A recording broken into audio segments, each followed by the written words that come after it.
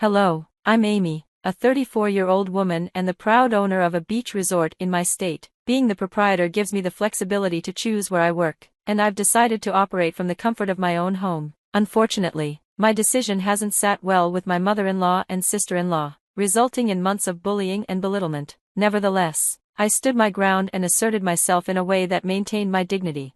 Let me share my journey. I grew up in a family deeply involved in various industries, with the hotel and resort sector being our most profitable. At 17, I began interning at our lakeside resort, quickly making it an integral part of my life. The thrill of interacting with guests and managing accounts became a daily joy. Encouraged by my enthusiasm for the family business, my parents surprised me with a momentous gift for my 24th birthday. "Sweetie, your dad and I have been contemplating something significant for a while now. We believe you've shown more than enough potential," my mother said, handing me a set of documents. "These are for you. We're transferring ownership of the lakeside resort to you."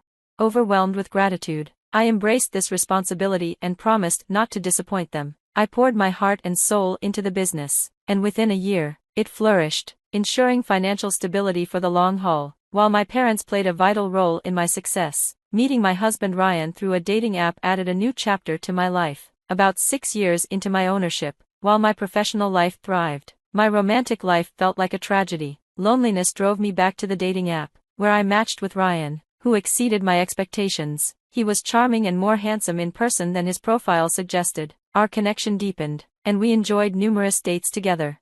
Guided by my parents' advice to be cautious, especially regarding finances, I approached relationships carefully. I dated Ryan for 3 years before revealing my wealth, and his nonchalance reassured me. He emphasized that it was who I was that attracted him, not my financial status. I kept my wealth a secret for a long time, eventually entrusting Ryan with the information and asking him to keep it confidential, which he agreed to do. Our wedding was a joyful celebration, with most guests from Ryan's side. While I had met his mother Cheryl and sister Grace several times before the wedding, they seemed decent enough, albeit with occasional awkwardness and hushed conversations. I paid little attention to their behavior as long as it didn't affect my relationship or life. However, Ryan was concerned about their actions and understood my desire to keep my distance from them.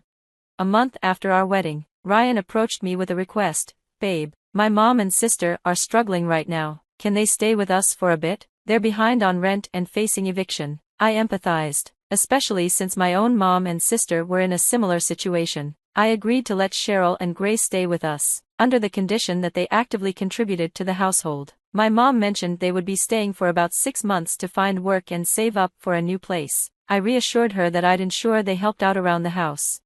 However, things took a turn I hadn't anticipated. For some reason, Cheryl and Grace assumed Ryan owned our home, which wasn't an issue for me, but it complicated matters. I actually earned significantly more than Ryan, a fact he chose not to disclose to avoid any exploitation. This misunderstanding led them to belittle me, and they consistently neglected their chores, leaving a mess throughout the house. Despite Ryan's repeated requests for them to clean up, they dismissed him, using their familial bond as an excuse.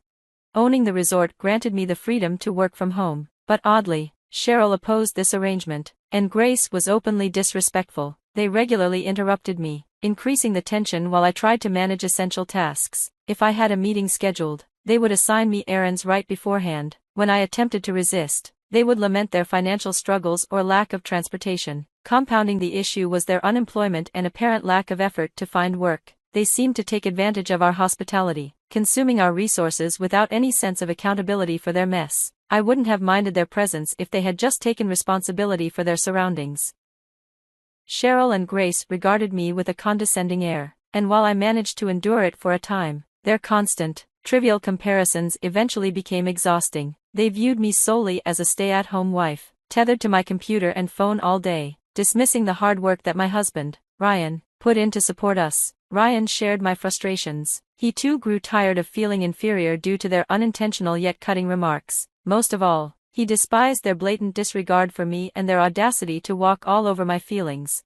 The breaking point came when I invited friends over for brunch. I informed Cheryl and Grace about the gathering, politely asking them to avoid the common areas for a few hours. They agreed without hesitation, which struck me as a bit odd, but I decided to let it slide. Unfortunately, my gratitude was misplaced. Half an hour into the brunch, Cheryl and Grace strolled in, introducing themselves to my friends. Irritation surged through me as they proceeded to portray me as a pampered individual who merely lived off the efforts of others. Despite the obvious discomfort on my friends' faces, they reveled in the awkwardness, delighting in my embarrassment and enjoying the opportunity to expose the dynamics of my relationship with my mother and sister-in-law. An uneasy silence fell over the group as they laughed at my expense, clearly aware that any reaction from me would only serve to fuel their amusement.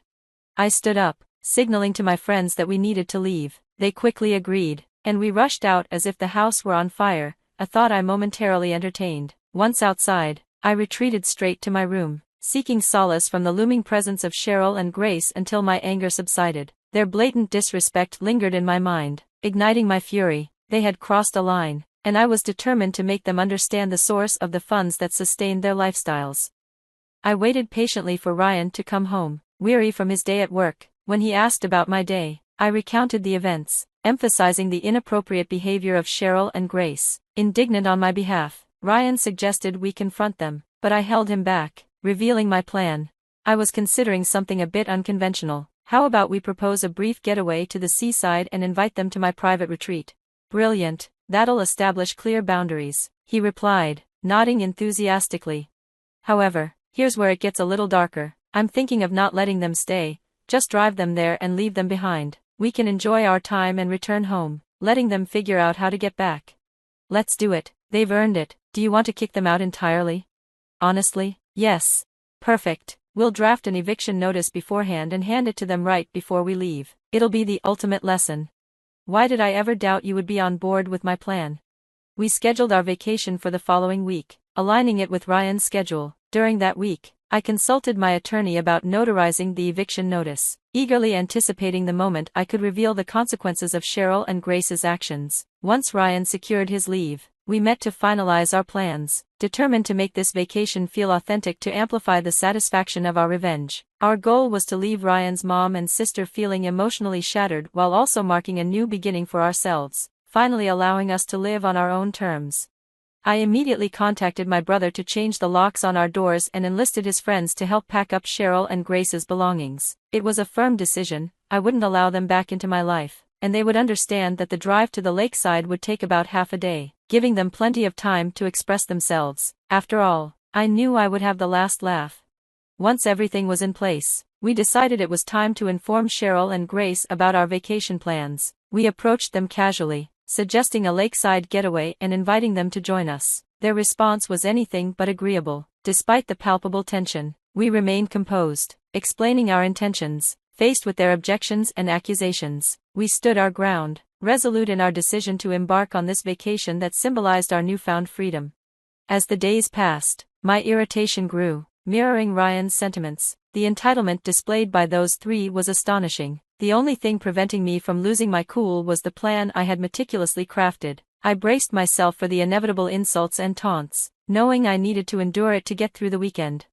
As we prepared for our vacation, Cheryl and Grace chatted incessantly, their noise a constant backdrop. Despite it all, Ryan and I exchanged knowing glances, sharing our amusement. Upon arriving at our destination, Cheryl and Grace gawked at the resort in awe, loudly discussing its beauty. They kept highlighting Ryan's ability to afford such luxury, which made him visibly uncomfortable as he kept his head down.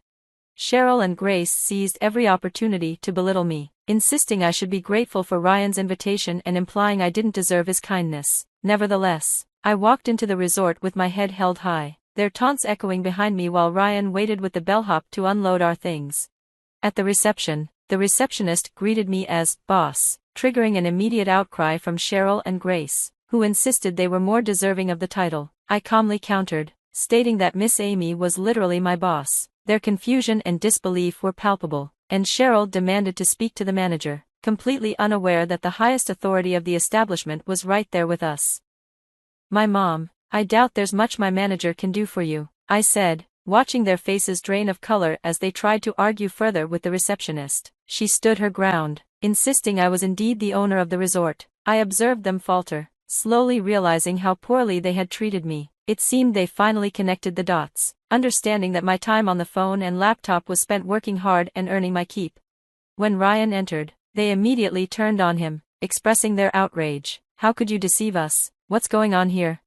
Unfazed, Ryan replied, Why should I disclose my wife's ownership of the resort or her financial status? It's not my place to share someone else's business. You've embarrassed us all this time, they exclaimed, their voices rising. Ryan responded calmly, if knowing about my wife's status was necessary for you to treat me decently, then I'd rather not have you in our lives. I interjected, you don't get to decide what's best for my son, to which Ryan added, Mom, she's right, are you really siding with them over us? I've repeatedly asked you both to stop being unkind to Amy, but my pleas fell on deaf ears. Your disdain has been evident whenever I'm around, and I've reached a point where I want no connection with either of you, so consider this your eviction notice. When you return, you'll find your belongings packed and removed from the house. I've changed all the locks, so don't bother trying to get in. Good luck finding your way home. Their sudden departure left us stunned. You can't just abandon your family, Cheryl shouted. If family meant anything to you, you wouldn't have treated me this way. Here's $250 to help you get back home. Goodbye.